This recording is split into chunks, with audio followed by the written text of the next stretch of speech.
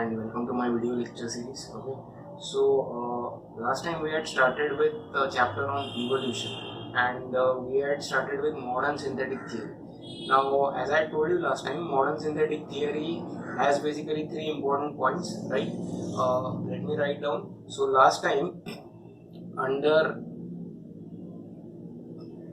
modern synthetic theory, we had covered with the first part, which was called as genetic variation, right? So we had already covered that. And under genetic variation, we had covered which parts? We had covered gene mutation, then we had covered genetic recombination,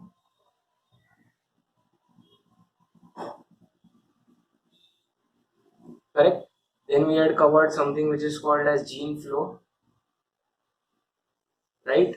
Then genetic drift, and the last thing was chromosomal aberration.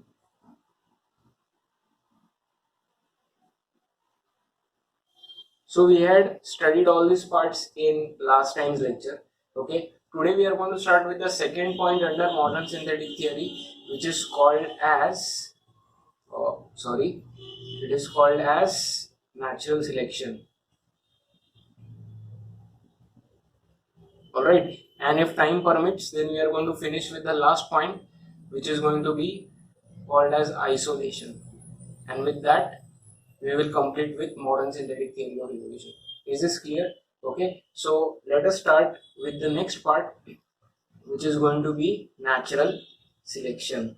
Okay, so I hope everybody who is watching this lecture has already watched the previous lecture. If you have not watched the previous lecture on genetic variation, kindly do that. Okay, this is a linked video lecture. It is in continuity with the last one. And guys, if you are watching this lecture and if you have yet not subscribed to my channel, kindly do so. Okay, leave a comment if you like the lecture, like and share it with your friends. Okay, so let us start with the next part, which is called as natural selection. So now we are going to study the second part under modern synthetic theory. Right, natural selection. Now, what is the meaning of natural selection? Okay, now you might have heard of these words before, or you might be hearing it for the first time. Now, natural selection basically means that nature selects the organism which is fitter. Okay, for example, if I write down two organisms, okay, this is organism A, this is organism B, okay, they may belong to the same species or they may belong to different species, that doesn't matter. But if suppose I say that this organism A is fitter, okay, it is stronger, and I can also say that this organism A can adapt better to the surroundings, okay. And similarly about organism B, I have to say the following things, that organism B compared to organism A, it is weaker, okay, it is less stronger, and adaptation power is not as good. Alright, so when I give you these two organisms, organism A and organism B, and I ask you this question, that out of these two organisms, which organism has a better capability to survive, then obviously you will say that organism A has a better capability to survive. Why? Because see, for surviving, the most important thing is the environment. You have to be able to blend with the environment, okay. For example, there are harsh climatic conditions, then food is not easily available, shelter is not easily available. The organism has to deal with all these conditions to survive. So if an organism is fitter, if it is stronger, and if it can adapt to the changing environment, then it has a higher chance of survival, right, compared to the organism which is B, which is not fit, which is not strong, and which cannot adapt to the changing environment. Okay, so out of these two, organism A will survive. So what can I call that? Can I call this as survival of the fittest? Okay, this phenomena of organism A surviving compared to organism B, I can also call it as survival of the fittest. The organism which is more fitter will have greater chances of survival, and if the organism survives, then it is a greater chance of reproducing. See, what is the main aim of the organism? The main aim of the organism is to survive and then to reproduce. So what happens is, after reproduction, a new progeny will be formed. The offsprings will then again grow, okay, and the offsprings will themselves reproduce and again form new offsprings. So what is actually happening is, every animal is basically continuing itself in the form of its progeny, and this also leads to evolution. Okay, so are you getting this point? Survival of the fittest means the organism which is stronger or which can adapt well to the environment has more chance of survivability, and this is also called as natural selection. Why is it called as natural selection? Because here the nature is selecting which organism is fitter. See, I will give you an example. Suppose, let us take the example of Antarctica. Okay, and I will just write it down over here. So everybody knows that Antarctica is a region which is full of ice. Now we take two organisms, alright. The first organism is by default present over there, and that is the polar bear, right? And the second organism, just imagine that a dog who is not living in Antarctica, suppose if I keep it over there, suppose if I place it over there, okay, then who do you think has the better chance of surviving those harsh winter icy conditions? Obviously the polar bear. Why? See, first of all, the polar bear has a large amount of fur which will keep it warm. The dog is not having large amount of fur. Second is, the amount of fat which is present in polar bears is huge. So again, that will protect the polar bear. The dog will obviously not have that much of fat. And again, the polar bear has adapted to the environment and it has learned how to hunt in those conditions, whereas the dog has not. So here in this condition, which organism is the fitter organism? Obviously the polar bear. So who will survive? Polar bear will survive, dog will die. Are you getting this? So this is also called as natural selection, because the nature, the environment is selecting the organism. See, it is like the environment is testing the organism. Okay, because of the environmental conditions, the organism gets tested, and whichever organism is fitter, that organism is going to survive. So that is also called as natural selection. Selection of the fitter organism by nature or environment. I hope this point is clear. Okay. Now, if natural selection is selecting the stronger organisms, that means nature is selecting the organism which can adapt better to the environment. Obviously, the organism which can adapt better to the environment, that will obviously be the fitter organism, and that will be selected by the nature. That will be selected by nature to survive and reproduce. Obviously, if the organism is fitter, that means it has got more stronger genes. Okay, correct. If again I come back to this example of organism A and organism B, and organism A is a fitter organism, that means organism A is having better genes, whereas compared to organism A, the organism B is having slightly weaker genes. Are you getting me? So if the genes are strong, the organism becomes strong. If the organism becomes strong, it can survive. If it can survive, it can reproduce, and reproduction is very, very important for evolution. Are you getting this point? So I hope this concept of survival of the fittest or natural selection is clear. Darwin, okay, I will write down his name. Charles Darwin was the first person to actually promote this concept of survival of the fittest or natural selection, and he was of the opinion that only this natural selection plays a very, very important role in evolution. I hope this is clear. The work is also called as Darwinism, okay, and he prescribed this survival of the fittest theory. I hope this part is clear. Okay, now one more thing, natural selection also helps against harmful mutations. Okay, I will write down the term over here. What is the meaning of harmful mutations? So first of all, we have already covered what are mutations in the last lecture. Mutations are sudden heritable changes which occurs in the nucleotide sequence of the DNA. Correct. Now, what are harmful mutation? suppose if there is some nucleotide change in the DNA of an organism because of which the life of the organism is endangered. ठीक है, एक nucleotide change हो रहा है जिसके वजह से organism का लाइफ एंडेंजर हो रहा है, तो what will happen? So natural selection has its way to deal with this harmful mutation. So first thing is, if the mutation which has occurred, it is very harmful, then the organism will not be able to survive. If the organism doesn't survive, then it will not reproduce. If it will not reproduce, then there is no chance of that organism passing on that harmful mutation to the child, because reproduction is not going to occur. So in that way, natural selection is making sure that the progeny or the offsprings which are going to come in the future, they are not going to have those harmful genes or those harmful mutations.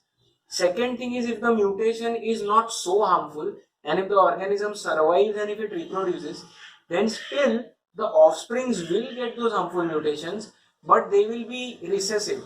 They will not be powerful to express themselves. So natural selection plays a very important role in curbing or stopping the harmful effects of some of the mutations. Please remember this, okay? Because by default, natural selection is going to select an organism which is much more stronger, okay? It is not going to favor a weaker organism. Just compare two tigers, tiger 1, tiger 2. Just imagine that tiger 1 is a young tiger who can hunt well. Tiger 2 is a tiger which has become old and it cannot hunt well. Who will survive? Obviously, tiger number 1 will survive. Why? Because it is able to hunt, it is strong. Tiger number 2 will die because it is not able to hunt, it will not get food. So again, natural selection is making sure that it chooses the more fitter organism to reproduce.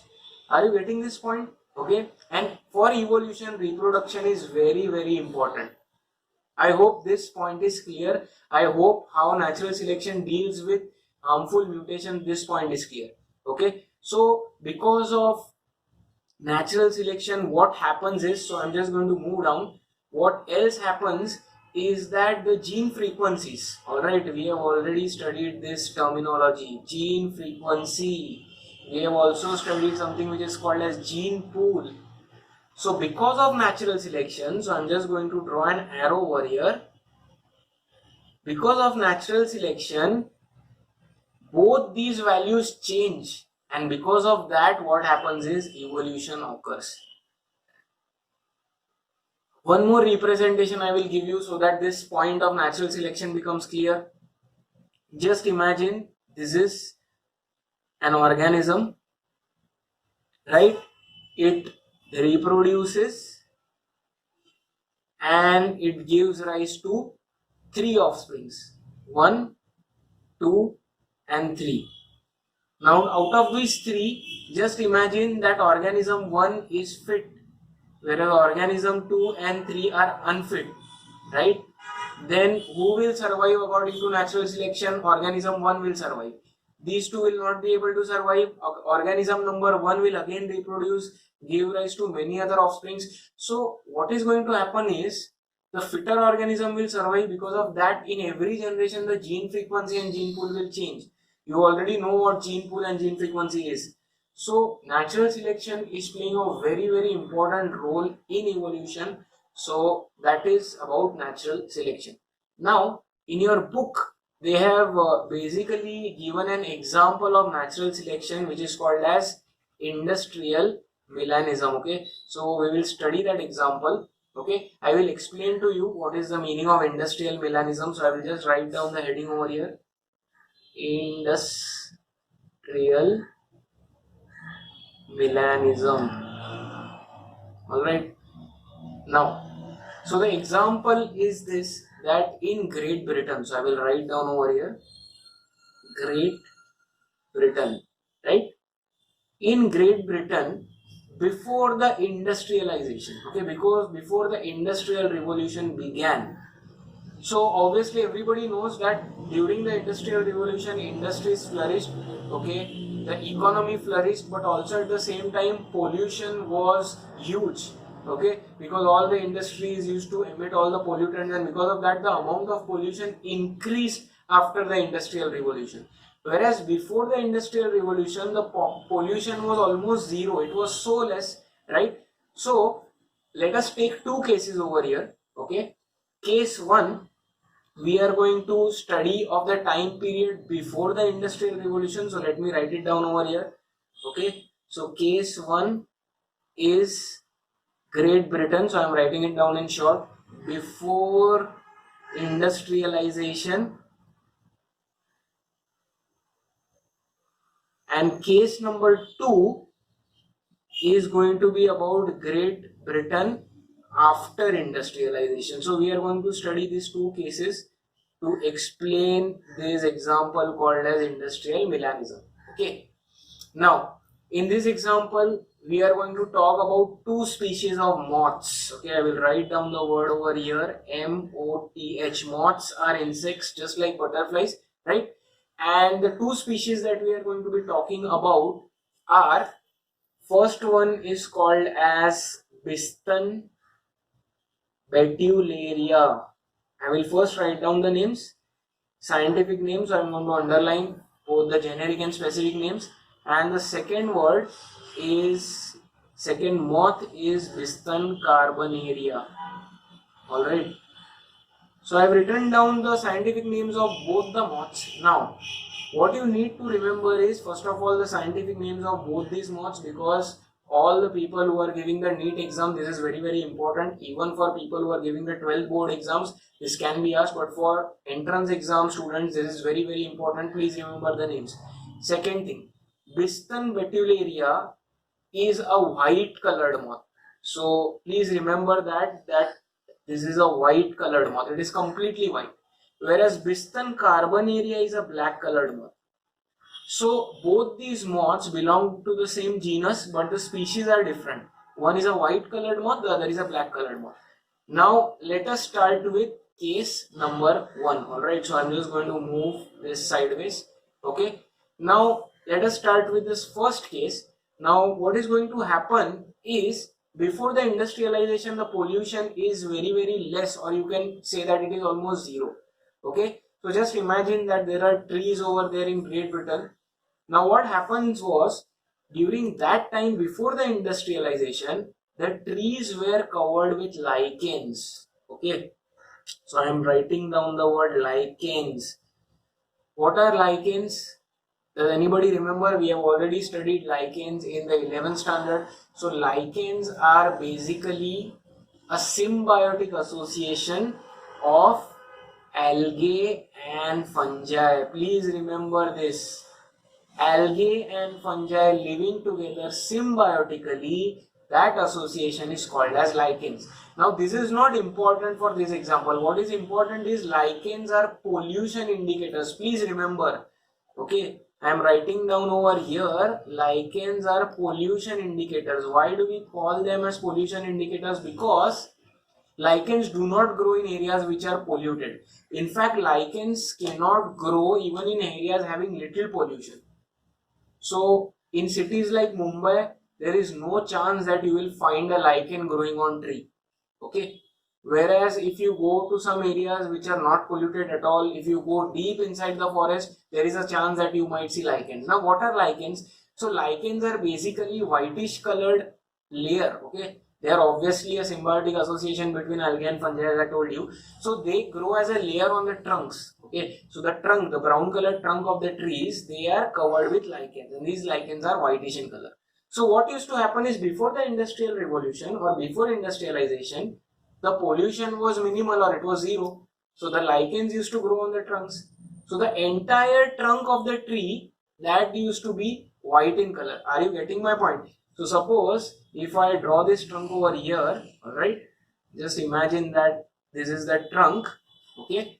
Then what used to happen was that this entire trunk, the surface was covered by lichens. That is why I am showing this whitish colored region, because there was no pollution. Now what used to happen was, both these moths, which ones, Biston betularia and Biston carbonaria, the white moth and the black moth, both of them used to rest on these trunks. Now just tell me, the white colored moth used to camouflage with the lichen present in the trunk, whereas the black colored moth, it used to appear black in color, because black sitting on white will be easily visible. So the birds which were predators of these moths, ठीक है, वो birds जो ये moths को खाते थे, when they used to look at the trunk, they could easily spot the black colored moth. They could easily spot the Biston carbonaria because of the black color, and they used to eat them. However, Biston Betularia being white in color, they used to be camouflaged with the lichens, and that is why the birds could not see them, and that is why they got saved. So before industrialization, which moth was more fitter, or which moth's population increased? Obviously, Biston Betularia's population increased because it was able to adapt to the environment. It was able to camouflage with the environment. Whereas Biston Carbonaria, before the industrialization, because it was not able to adapt with the environment, its numbers decreased. ये समझ रहे आपको? So predators kept on consuming this Biston Carbonaria, which was black in color. Biston Betularia was not easily visible, so their numbers increased. So this is what happened in case number 1. Are you clear? So if somebody asks you before industrialization which moth's population increased, then the answer is Biston Betularia, or the white colored moth. Now coming to case number 2. In case number 2, industrialization has already started in Britain. There is a lot of pollution, and what happens is industries release smoke, okay, and in smoke there are very, very fine carbon particles called as soot, black colored. So that black smoke which is released, because of that what happens is that fine carbon particles or that soot gets deposited everywhere, on buildings, on trees, on roads. So what used to happen was, now the tree trunks, they were covered with black colored soot. Are you getting this point? So what used to happen was that lichens which were present, obviously the lichens were not present after industrialization because of the pollution. So the lichens died. So because the lichens died, the tree trunk was not white in color, and on top of that the black soot which was deposited made the tree trunk black. Now tell me, both the moths after industrialization, they again rest on the tree trunk. Now which moth is visible?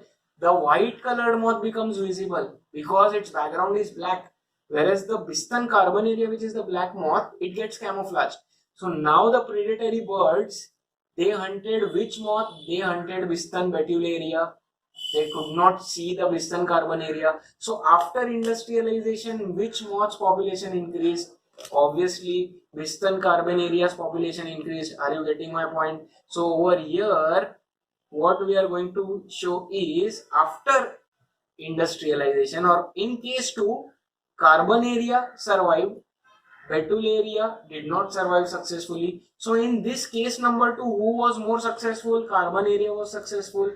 So with these 2 examples, what can you basically conclude? We can conclude that the organism which is able to adapt to its surroundings better has more chance of survival, and that organism is selected by the nature to survive and reproduce, and that is called as survival of fittest. In case number 1, Biston Betularia was the fitter organism. In case number 2, Biston Carbonaria was the fitter organism. So that is the best example of natural selection, okay? And everybody has to remember the name of the moths. Also remember, an easy way of remembering the name is carbon is black in color. So Biston Carbonaria is black. Biston Betularia, you will have to remember the name, okay? And that is the example. Now why is this called industrial melanism? See, melanin, I will write down the word if you want. Melanin is a pigment which is present in our skin, alright? And because of melanin, we have the color. So people who have more melanin, they have darker skin tone. People who have less melanin have a lighter skin tone. So since here we are talking about the color of the moth, that is why the word uses melanism, industrial melanism. Is this clear? Is this example clear? I hope everybody knows what lichens are. Case number 1, case number 1, lichens are present. Case number 2, lichens absent because of pollution. Case number 1, Biston Betularia camouflages on white lichens because the Biston Betularia itself is white in color, and Carbonaria cannot be camouflaged because it is black, so predators eat or hunt the Carbonaria. Case number 2, lichens absent because of pollution. What happens? White colored trunks are absent. Black colored trunks are present because of the pollution and deposition of those fine carbon particles or soot. Carbon area gets camouflaged, vegetable area gets easily sighted. So birds eat vegetable area. So whose number increases in case number 2, carbon area. So I hope this example is clear, and that ends the part on your natural selection. Okay, so I hope this part is clear. So with that we end the second part of your modern synthetic theory, which is called as natural selection. So I hope this part is clear. Now we are going to start with the next part because we still have time. Okay, and the next part or the third point under modern synthetic theory of evolution is called as isolation, right? So this is the third point. So we have already finished with genetic variation, we have finished with natural selection, now we start with isolation. Now what is the meaning of isolation? See, isolation over here means that, so let me explain this with a diagram. I have already explained what a Mendelian population is. So just imagine that this is a Mendelian population, right? And these are the organisms which are present in this Mendelian population. Now what is a Mendelian population? So all the organisms in the Mendelian population, they can what? They can interbreed or they can mate. Now isolation means that for some reason this population breaks into multiple populations and now these populations cannot interact.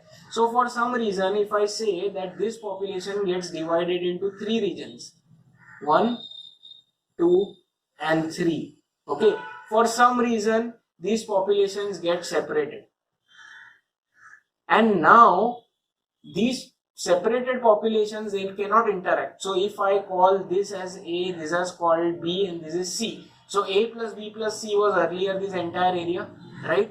But now A, B, C have separated in such a way that organisms from A cannot breed with B, neither can B breed with C, or A can breed with C. So now they are isolated.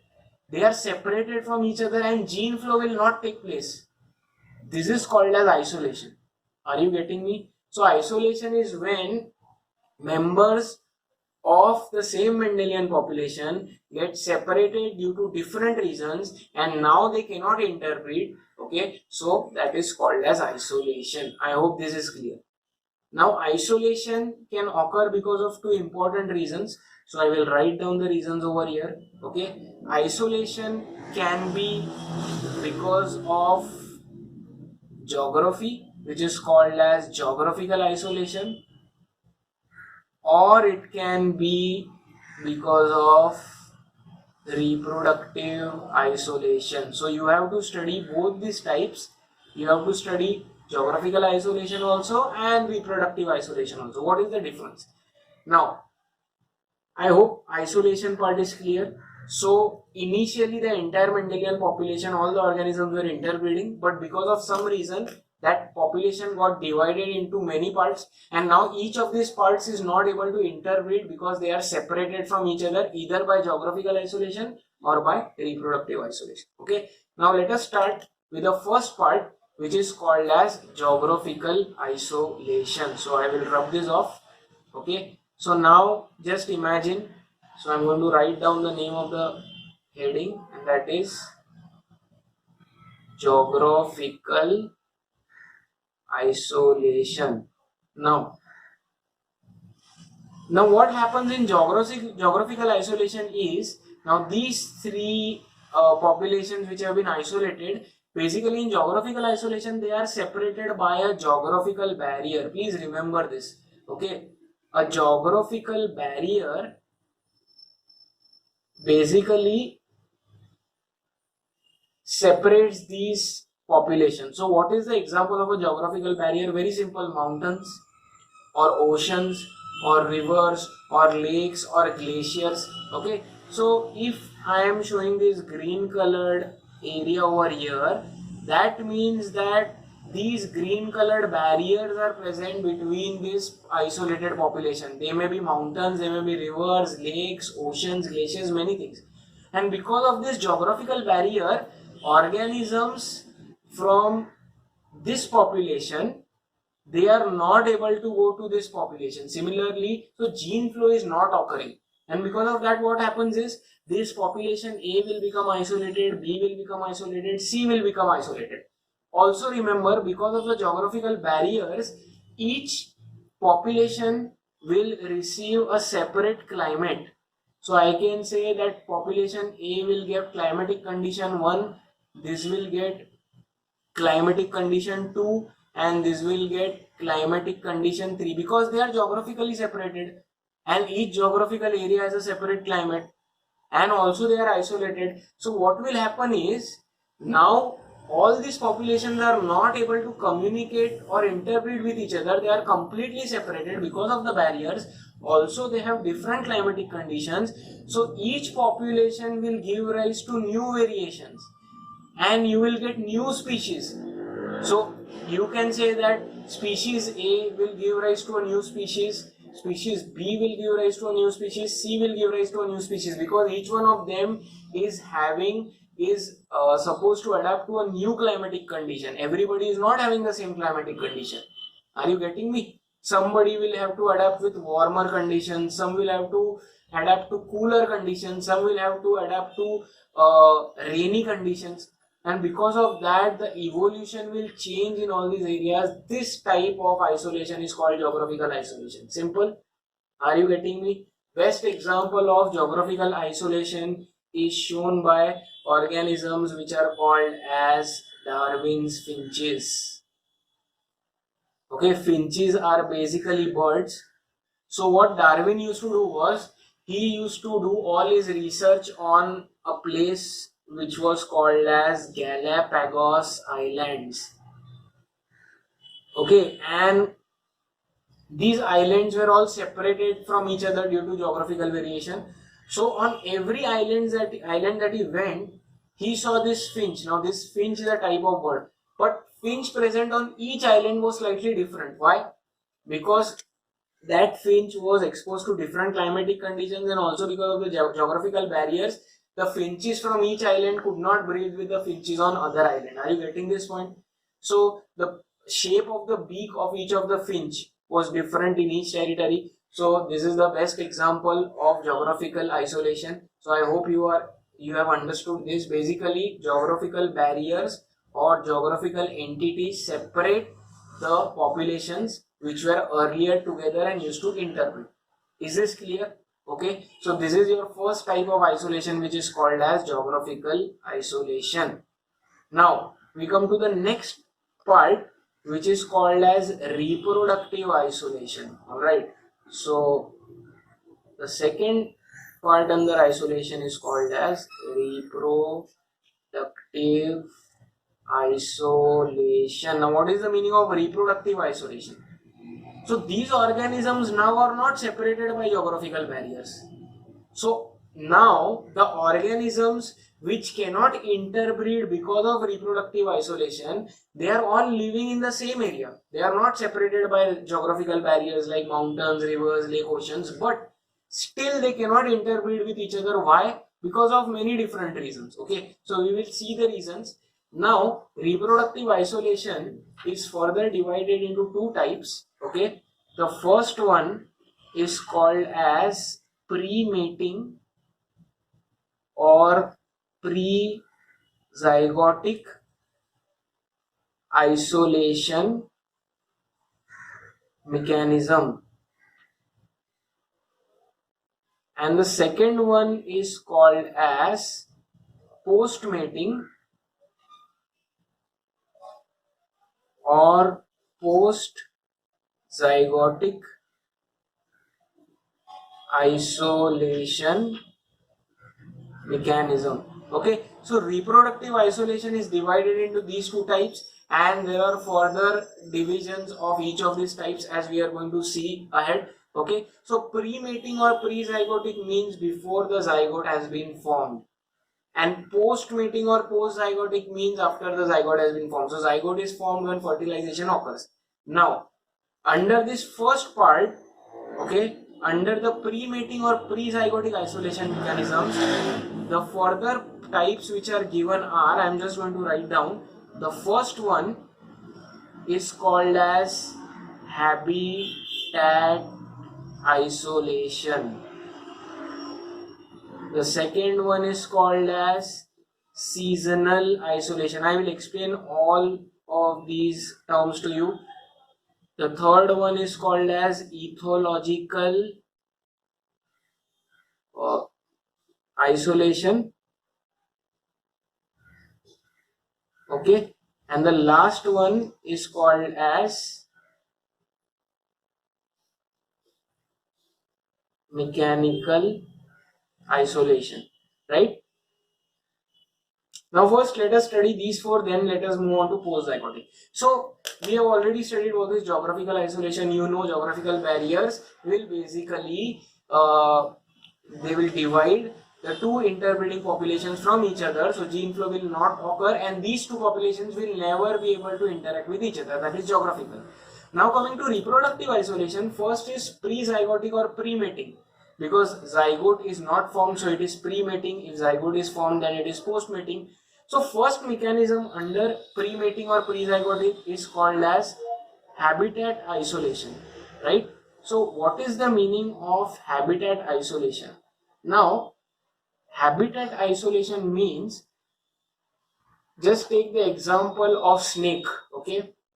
One is a terrestrial snake and the other is a sea snake, okay? So just imagine there is a land and near that land there is sea. So on the land there is a terrestrial snake and in the sea there is a sea snake. Now will the sea snake and the terrestrial snake reproduce or mate with each other? No. Why? Because they belong to different habitats. A sea snake will always mate with another sea snake. A terrestrial snake will always mate with another terrestrial snake. So this is an example of habitat isolation where they can actually mate with each other, but they will not mate because they belong to different habitats. Obviously, there will be changes in the anatomical structure also. So this is an example of habitat isolation. Are you getting this point? Okay. So in habitat isolation, both the organisms, they can mate with each other, but they belong to different habitats, so they will not mate. Second, we come to seasonal isolation. So in seasonal isolation, what happens is the maturity, the sexual maturity which occurs, that occurs at different times. For example, I think you must have heard of the terms protandry and the word called protogyny. So protandry means that the androecium matures before the gynoecium and protogyny means the gynoecium matures before the androecium. Now here what happens is both androecium and gynoecium are present in the same flower, but to prevent self-pollination they mature at different times, so self-pollination is avoided. So in a similar way in seasonal isolation, all the organisms are present together, they can interbreed, but their sexual maturity occurs at different times. So even if first organism is ready to mate with the other is not having sexual maturity, so it will not mate. So because of that, those two organisms will not breed. Are you getting this point? Okay, so that is called as seasonal isolation, where if both the organisms are present in the same population, still because of them attaining sexual maturity, or you can say them having matured sexual organs, the time changes, the time differs for both of them, right? For example, if there are two organisms, organism 1 and 2, organism 1 matures in winter and organism 2 matures in summer, then both of them have different times, so they will not mate with each other. Is this clear? That is called seasonal isolation. Third is called ethological isolation. Ethological isolation means the mating behavior. Okay, for example, if you know about birds, before the birds mate, they exhibit a mating behavior, a sort of a dance or calling. So if two organisms living in the same population, if they have different pre-mating behavior, the behavior which they show, for example, peacocks dance, right? Some birds sing. So if the pre-mating behavior or the ethological behavior of two organisms is different, then they will not mate with each other. Are you getting this point? So that is ethological isolation. And the last is called as mechanical isolation. Now this is the ultimate thing. That means the reproductive organs of the two organisms who are living together in the same population, they are not compatible with each other. For example, can a dog mate with a cat? No, because the reproductive organs of a dog and the reproductive organs of a cat, they are not compatible with each other. So that is called as mechanical isolation, where the genitals or the reproductive organs, they are not compatible with each other, and that is why the mating cannot occur. Are you getting this point? So I hope all these 4 points are clear. In pre-mating or pre-zygotic isolation mechanism, the organisms can mate, but they are not mating because of the following reason. First is habitat. They are separated by habitat. So one is on land, other is on water. I gave you the example of sea snakes. Second is seasonal, where both the organisms who are under question, they are attaining sexual maturity at a different time. Okay, so even if one is ready, the other one will not be ready. Third is ethological isolation, where the pre-mating behavior, the dancing, the calls, all that is different. So they will not mate even though they are present together. And last is their sexual organs are incompatible to mate with each other. Is this clear? So we finish with pre-mating or pre-zygotic isolation mechanism. Next is post-mating or post-zygotic isolation mechanism. Here we have to write down the following points. So there is something called as gamete mortality. Then there is something called as zygote mortality.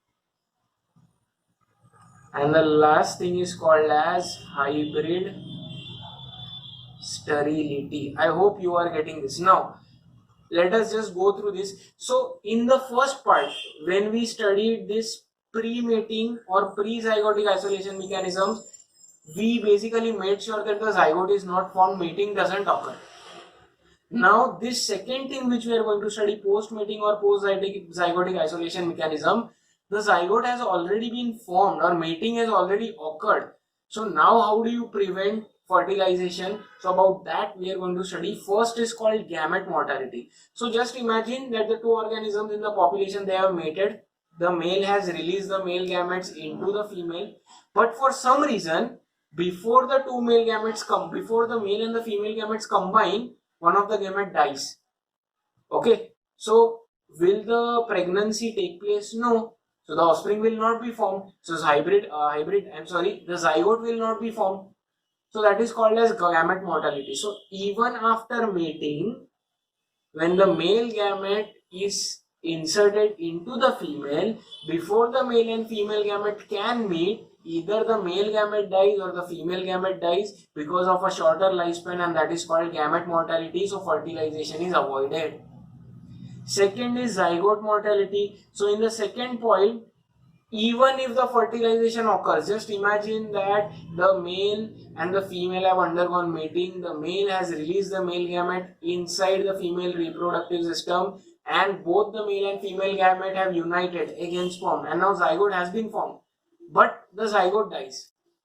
So if the zygote dies, obviously the offsprings will not be formed. That is called as zygote mortality. This is one step further.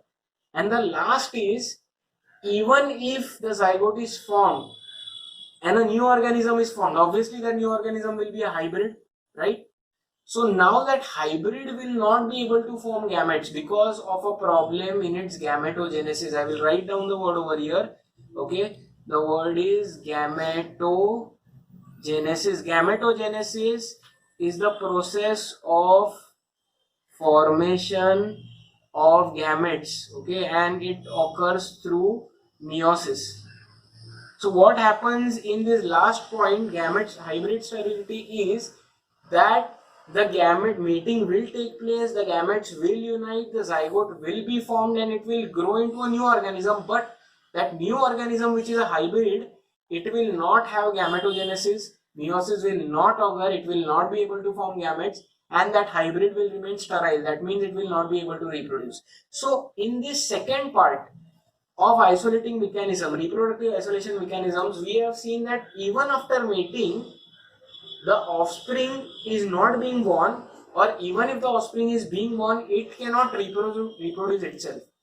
So we have completed with reproductive isolation. So basically in reproductive isolation, the reproduction part is not happening successfully. Are you getting this point? The reproduction is not occurring successfully.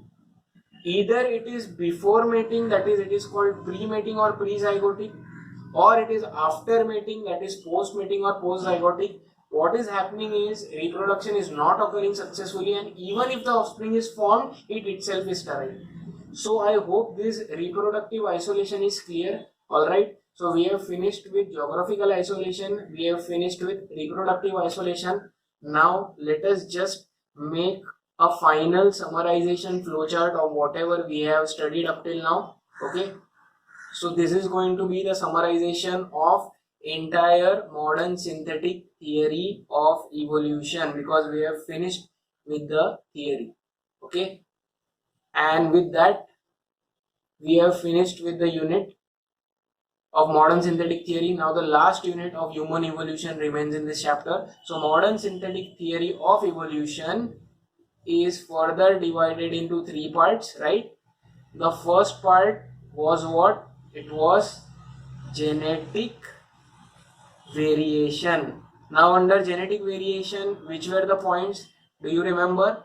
The first point was gene mutation. The second point was genetic recombination. The third was gene flow. The fourth was genetic drift. And the last point was chromosomal aberration. Correct? Then we started with the next point. We started that in today's lecture, and that is called as natural selection. Under natural selection there are no further types, but you have to remember the example of industrial melanism. And in industrial melanism, remember the name of the examples: Biston betuliaria, white colored moth; Biston carbonaria, black colored moth.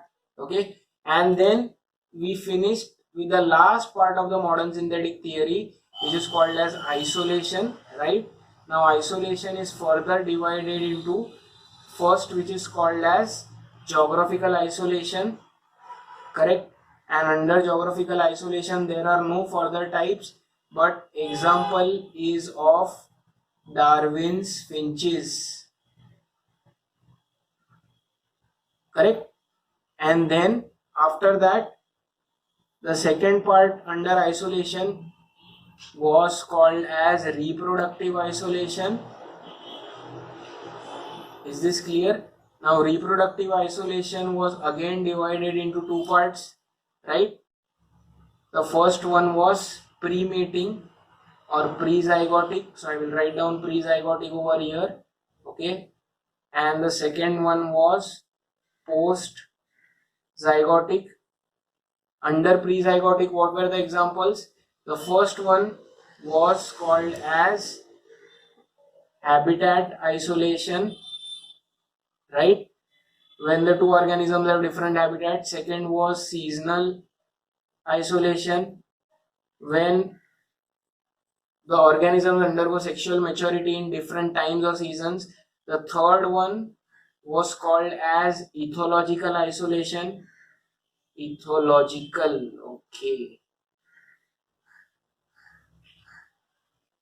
Ethological isolation, where the pre-mating behavior of organisms is different. And last is mechanical, where the reproductive organs are incompatible with each other, correct? And under post-zygotic we had studied. So post-zygotic is after mating. The first is gamete mortality, wherein the gametes do not meet each other. The mating is done, but before the two gametes can fertilize, one of the gametes will die. So that is called gamete mortality. Mortality means death. Okay. Then second is, if the zygote is formed, then the zygote dies.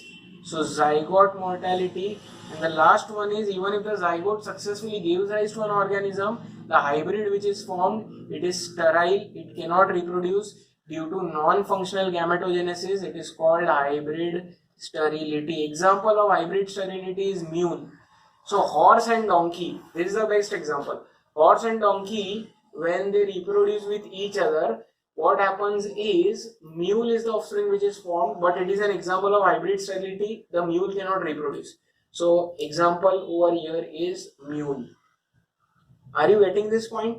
So with that, we end this part, okay, and we have completed with modern synthetic theory. I hope you have understood the lecture. Okay, next time we are going to start with human evolution. If you have any doubts, please let me know in the comment section, or you can contact me. And guys, once again I would like to remind you that if you have not subscribed to my channel, do subscribe, do share the video lectures, okay, and comment, put a like if you like it. So that's the end of this lecture. Okay, thank you very much.